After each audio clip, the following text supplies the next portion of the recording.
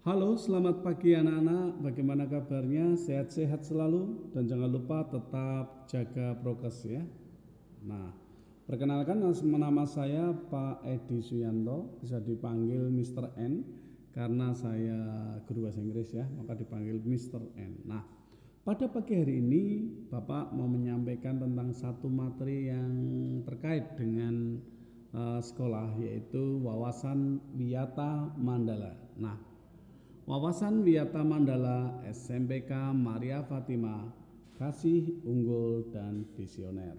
Nah, apa itu wawasan Wiyata Mandala anak-anak? Barangkali mungkin ada yang sudah tahu, boleh disebutkan. Nah, gitu ya. Baik, kita akan belajar bersama. Wawasan adalah suatu sikap atau pendapat, dapat disebut juga sebagai pandangan terhadap suatu hakikat ya. Sedangkan wiyata itu disebut dengan pendidikan, sedangkan mandala adalah lingkungan. Jadi kalau bisa digandengkan jadi satu, wawasan wiyata mandala adalah suatu sikap atau cara pandang menghargai terhadap sekolah atau lingkungan pendidikan dan pembelajaran sebagai tempat menuntut ilmu. Ya, jadi wawasan wiyata mandala adalah cara pandang, cara memandang semuanya terhadap lingkungan sekolah sebagai tempat menuntut ilmu. Nah, unsur-unsur yang ada di dalam wiyata mandala. Yang pertama, sekolah merupakan tempat atau lingkungan pendidikan. Penting digarisbawahi ya. Sekolah itu tempat atau lingkungan pendidikan. Di sana ada seorang kepala sekolah yang mengatur manajemen yang bertanggung jawab terhadap keseluruhan dalam penyelenggaraan pendidikan. Kemudian ada hubungan antara orang tua dan juga sekolah untuk mengemban tugas melaksanakan pendidikan. Jadi ada koordinasi antara sekolah dan juga orang tua. Orang tua siapa? Ya orang tua yang anaknya sekolah di Maria Fatima gitu ya. Antara sekolah dan orang tua punya tanggung jawab yang sama untuk memajukan pendidikan kalian. Nah, warga sekolah harus menjunjung tinggi martabat dan citra guru di dalam maupun di luar sekolah. Siapakah itu warga sekolah?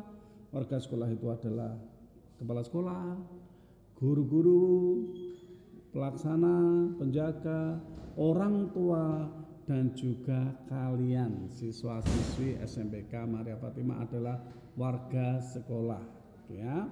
Maka harus menjunjung tinggi martabat seorang guru, tidak boleh melecehkan Pak Guru gitu. Demikian juga sebaliknya. Nah, yang terakhir, sekolah harus bertumpu pada masyarakat di sekitarnya, saling menghormati antar warga sekolah. Pak Guru menghormati orang tua menghormati Pak Guru menghormati siswa, siswa juga menghormati Pak Guru. Demikian juga warga sekolah kita, Pak Guru, orang tua, dan kalian harus menghormati lingkungan di sekitar kita. Ya.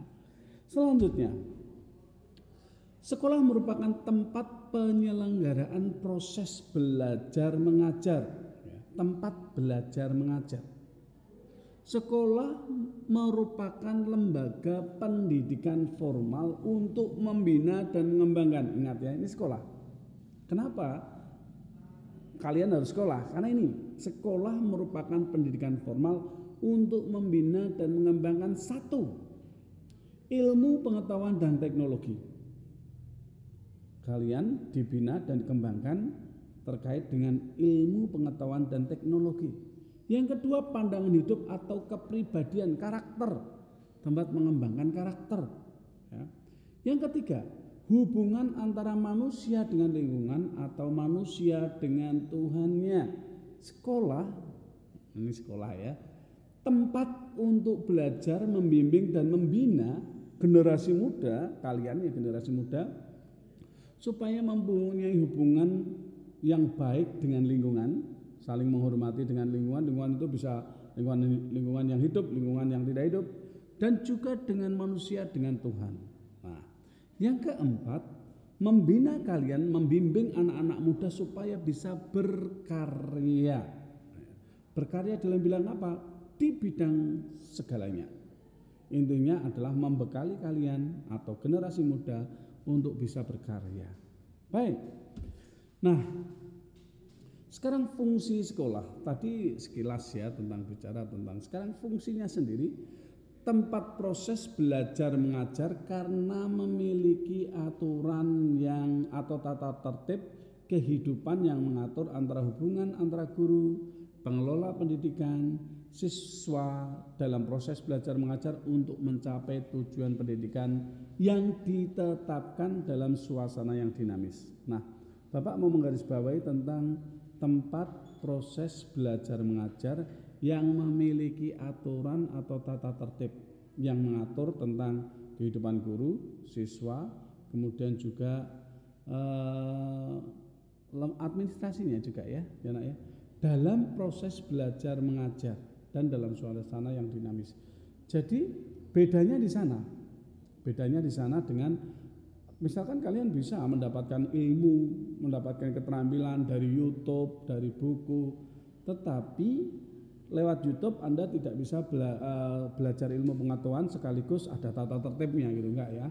Tetapi kalau di sekolah itu ada tata tertibnya, ada peraturannya yang mengatur sehingga ketika kalian belajar itu bisa mencapai tujuan sesuai yang ditargetkan oleh pemerintah kita bahkan ya, pemerintah kita. Nah, selanjutnya ciri-ciri sekolah sebagai masyarakat belajar. Yang pertama yang disebut dengan sekolah sebagai masyarakat belajar. Ada guru dan siswa serta proses belajar mengajar. Ya. Nonton YouTube tidak bisa disebut sebagai sekolah karena apa? Karena tidak ada proses belajar mengajar yang tertib. Ada gurunya ada ya, ada siswanya ada, tapi ada proses belajarnya, suatu tindakan langkah-langkah supaya mencapai target pembelajaran nggak ada interaksinya ya. Tapi kalau sekolah ada interaksinya, ada Pak Guru live langsung ketemu atau juga lewat pembelajaran yang lain, kemudian ada prosesnya. Yang ketiga, tercapainya adanya masyarakat yang sadar dan mau belajar dan bekerja keras. Nah, di sini sekolah memberikan sebuah peluang bagi peserta didik dengan membimbing dan membina supaya peserta didik itu mau belajar dan bekerja keras. Nah, sekolah gitu ya. Yang terakhir, terbentuknya manusia Indonesia yang seutuhnya. Ini yang paling penting, bahwa di sekolah itu membina, mengembangkan, mengajar, mendidik agar peserta didik terutama ini peserta didik mencapai 4 kompetensi yang diharapkan oleh pemerintah. 1. Kompetensi spiritual, 2. Kompetensi sosial, 3. Kompetensi keilmuan, ya, pengetahuan, dan yang terakhir keterampilan. Jadi diharapkan nanti melalui proses pembelajaran di sekolah Anda mempunyai keterampilan atau terbentuk manusia generasi muda Indonesia yang utuh, ya. Tidak hanya pintar saja, tetapi juga spiritualitasnya bagus. Oke, nah prinsip sekolah. Sekolah sebagai wadah lembaga yang memberikan bekal hidup. Itu yang pertama. Sekolah adalah lembaga memberikan bekal hidup kepada generasi muda. Yang kedua, sekolah sebagai institusi tempat peserta didik belajar di bawah bimbingan pendidik. Sekolah itu ada guru dan ada peserta didik. Guru tugasnya membimbing, menjadi fasilitator belajar bagi anak ya, untuk mencapai tujuan pendidikan. Jadi jangan khawatir nanti kalian kalau sudah menjadi warga SMP Kamara Fatimah sebagai peserta didik, ada Pak Guru di sana yang akan membimbing kalian menjadi manusia-manusia yang utuh, gitu, manusia Indonesia yang utuh. Yang ketiga, sekolah sebagai lembaga dengan pelayanan yang adil dan merata bagi stakeholder. Ini persis sekali dengan spiritualitas kesamaan martabat manusia citra Allah ya. Jadi spiritualitas SMPK itu kesamaan martabat manusia citra Allah. adil, memandang semua peserta didik, memandang semua warga sekolah sebagai citra Allah. Nggak ada bullying, nak, nggak boleh bullying. Guru nggak boleh bullying ke anak, anak nggak boleh bullying ke temennya. Jangan sebaliknya, anak nggak boleh bullying pada Pak Guru gitu ya, Bu Guru nggak boleh.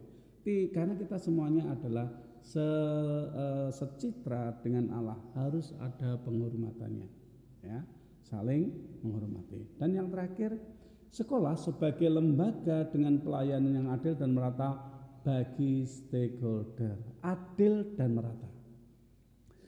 Adil dan merata, ya. Merata itu berarti semuanya mendapatkan yang sama. Loh Pak, kalau saya pengen lebih, boleh pengen lebih melalui ekstrakurikuler atau tambahan pengayaan dalam pembelajaran dan sebagainya, boleh, tidak masalah. Tetapi pada dasarnya yang diberikan tidak mengenal ras, suku, agama, perbedaan, semuanya diberikan sama, diperlakukan sama. Prinsip sekolah, sekolah sebagai pengembang bakat dan minat siswa. Nah, ini ya luar biasa untuk anak-anak sekalian. Di sekolah nanti kalian akan dipandu oleh Bapak Ibu Guru untuk menemukan bakat dan minat. Bakat, ya, bakat yang ada dalam, atau talenta bahasanya, talenta dalam diri kita. Kemudian minatnya di mana. Nah, kemudian yang kedua, sebagai lembaga pembina potensi di luar intelijensia, di luar ilmu pengetahuan juga dikembangkan juga pembinaan. Nah, kalau kalian tidak di sekolah, maka tidak akan dibina seperti ini, ya. Tidak ada pengembangan bakat dan minat, kemudian tidak ada pengembangan atau pembinaan untuk potensi di luar intelijensia, ilmu pengetahuan.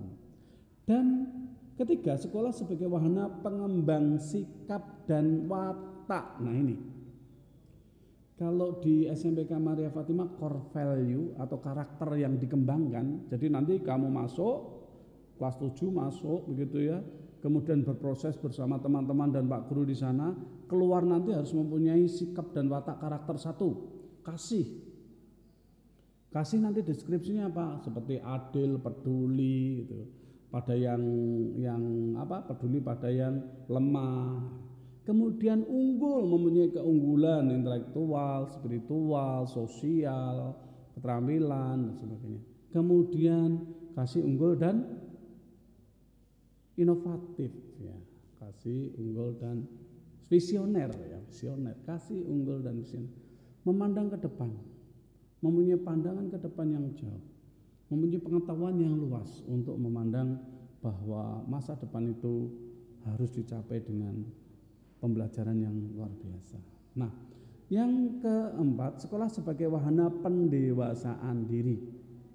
Itu pasti, ya. Dan yang terakhir, sekolah sebagai bagian dari masyarakat belajar atau learning society. Jadi anak-anakku sekalian, dari kecil sampai tua nanti kita adalah masyarakat society atau society learning atau learning society, masyarakat yang terus belajar. Maka sekolah menjadi bagian dari learning society. Sekolah sebagai sebuah lembaga pendidikan diperuntukkan sebagai proses kegiatan belajar dan tidak diperbolehkan menjadikan tempat, nah ini nggak boleh, ya, ajang promosi, penyebaran aliran sesat, propaganda politik, dan hal-hal yang menimbulkan kekisruan, ya, saya rasa nggak boleh, ya, berantem, bullying dan sebagainya, atau narkoba, nggak boleh, ya. Sekolah adalah tempat belajar mengajar. Kemudian dalam pelaksanaan Wiyata Mandala sebetulnya ada dua, ya. Yang pertama adalah preventif, tahap preventif. Tahap preventif itu memelihara sekolah, lingkungan sekolah, menciptakan kebersihan, ketertiban agar siswa satu dengan yang lain nyaman dan menyenangkan. Dan sekolah itu tidak boleh dijadikan tempat-tempat untuk hal yang negatif. Banyak anak-anak sekarang ini hal yang negatif berkembang, tapi di sekolah tidak boleh, ya. Sekolah juga memberikan tata tertib. Kemudian menciptakan suasana harmonis antara pendidik, staf, siswa, serta penduduk di sekitar sekolah. Nah, yang ketiga, membentuk jaring pengawas, kontrol, razia, gitu, ya, di razia siswa di lingkungan sekolah. Jangan heran nanti, razia apa? Razia misalkan, dikhawatirkan bawa rokok, itu tidak boleh, ya. Di SMPK nanti akan ada razia apa? Rokok. kalian nggak boleh bawa rokok ataupun bahkan merokok, bawa aja nggak boleh. Kemudian mengisi jam-jam kosong dengan pelajaran atau kegiatan ekstra. Nah, jam kosong di SMPK jarang ya jam kosong, tetapi kalau waktu luang banyak. Pas istirahat, kalian boleh ke perpustakaan. Itu ada buku jumlahnya lebih dari 10.000. Kalau dibaca bisa 10 tahun gitu ya baru selesai. Nah, peningkatan sekolah sebagai keamanan, ketertiban khususnya pada saat berangkat dan pulang sekolah. Ini tahap yang kedua adalah represi. Saya berharap tidak ada tindakan represif ya.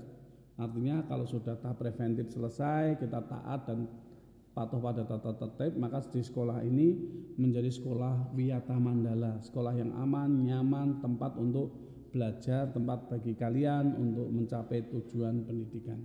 Jadi yang tahap represif enggak ada mendamaikan, enggak ada menetralisir isu, karena tidak ada hal-hal seperti itu gitu ya. Oke, harapan Bapak seperti itu dan semoga terjadi. Nah, baiklah anak-anak, saya rasa itu saja yang ingin Bapak sampaikan kepada kalian terkait dengan wawasan Wiyata Mandala. Kalian saat ini mulai hari ini kalian akan menjadi warga sekolah. Warga sekolah artinya kalian harus taat, patuh pada peraturan-peraturan yang ada di Maria Fatimah. Dan yang paling penting lagi, kalian semua harus menjaga kode etik dan juga nama baik sekolah. Perlu diingat itu. Bahkan kalau bisa kalian juga harus mengimplementasikan atau menerapkan nilai-nilai core value yang ada di SMPK Maria Fatimah mulai dari sekarang sampai kalian bawa nanti masa tua kalian. Selamat menjadi warga SMPK Maria Fatimah. Selamat pagi, Tuhan memberkati. Amin.